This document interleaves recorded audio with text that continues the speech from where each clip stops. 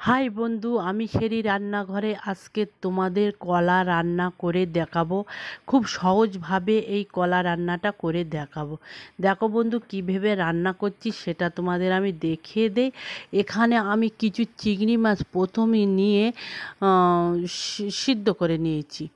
এবারে দেখো, এখানে যে কলাগুলো কেটে ধুয়ে রেখে দিয়েছিলাম সেগুলো আমি দিয়ে দিচ্ছি। এখন আমি পরিমাণ মতন লবণটা দিয়ে দিচ্ছি।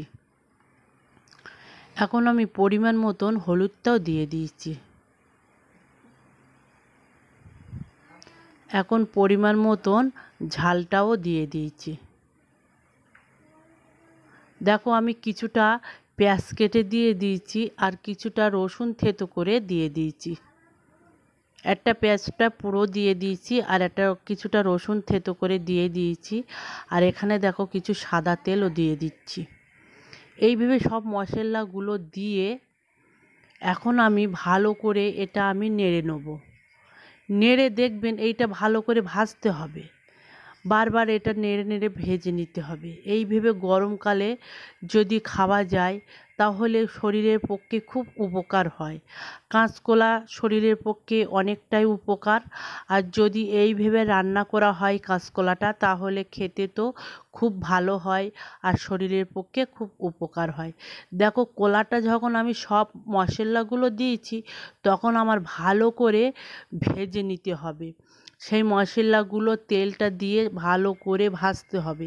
এই জায়গায় প্রথমেই সুন্দর করে ভাজলে তাহলে তরকারিটা খুব সুন্দর টেস্ট লাগবে। দেখো, এখানে আমি পুরো তেল তেল করে ভেজে নিয়েছি। গরমকালে এইভাবে খুব অল্প মশলা দিয়ে আর খুব সহজভাবে যদি এই কলা রান্নাটা করেন তাহলে শরীরের পক্ষে অনেকটাই উপকার হয়। এখানে দেখো, আমার ভালো করে ভাজা হয়ে গিয়েছে। এখন আমি অল্প কিছু পানি দিয়ে ভালো করে কষিয়ে নেব। দেখো, এখানে আমি কিছু পানি দিয়ে একটু ভালো করে নেড়ে ঠিক করে নিচ্ছি। এটা আমি কিছুক্ষণের জন্য কষিয়ে নেব। আমি নতুন বন্ধু হয়ে তোমাদের পাশে এসেছি। অবশ্যই বন্ধুরা একটি লাইক এবং সাবস্ক্রাইব করে আমার পাশে তোমরা থাকবেন। অবশ্যই বন্ধু কমেন্টে জানাবেন রান্নাটা কেমন হচ্ছে। অবশ্যই বন্ধু তোমরা একটা লাইক এবং সাবস্ক্রাইব করে দেবেন। এখন আমি ঢাকনা দিয়ে ঢেকে ভালো করে কষা হয়ে গিয়েছে। দেখো, আমার অনেকটাই ঝোলটা মরে গিয়েছে আর আমি এখন ভালো করে কষিয়ে নিচ্ছি। বন্ধু, আমার অনেকটাই রান্না ছাড়া আছে। অবশ্যই বন্ধুরা আমার রান্নাটা দেখবেন। আর খুব হালকা মশলা দিয়ে, খুব অল্প মশলা দিয়ে খুব সুন্দর করে রান্নাগুলো করেছি। দেখবেন বন্ধুরা আর পাশে তোমরা থাকবেন। দেখো বন্ধু, এই পানিটা দিয়ে আমি ভালো করে কষিয়ে নিয়েছি। নিয়ে এখন আমি হোবা ঝোলটা দিয়ে দিচ্ছি। এরকম করে রান্না করে বাচ্চাদেরও গরমকালে খেতে দেবেন, তাহলে বাচ্চাদেরও ভালো থাকবে শরীর, পেটে কোনো অসুবিধে হবে না, ভালো থাকবে। এইভাবে হালকা পাকে রান্না করে দেবেন, খেতে খুব সুন্দর লাগে আর বাচ্চাটার অবশ্যই খেতে দেবেন এই ভেবে। দেখো বন্ধু, আমি এখানে হোবা ঝোলটা দিয়ে দিচ্ছি। এখন এই ঝোলটা কিছুক্ষণের জন্য ফুটিয়ে নেব।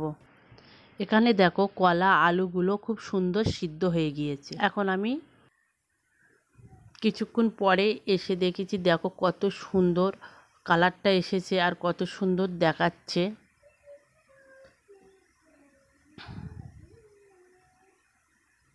দেখো, আমি সবগুলো ঠিক করে দিচ্ছি। আমার কলা আলুগুলো কত সুন্দর হয়ে আছে। এখন আমি এখানে একটু জিরে আর মরিচের গুঁড়োটা ছড়িয়ে দিচ্ছি। এটা দিলে তরকারির বাসটা খুব সুন্দর আসে, খেতেও সুন্দর লাগে। এখন আমার রান্নাটা কমপ্লিট হয়ে গিয়েছে। লাইক অবশ্যই করে দেবেন। দেখো বন্ধু, কিছুক্ষণ পরে আমি তোমাদের দেখিয়ে দিচ্ছি কত সুন্দর দেখাচ্ছে।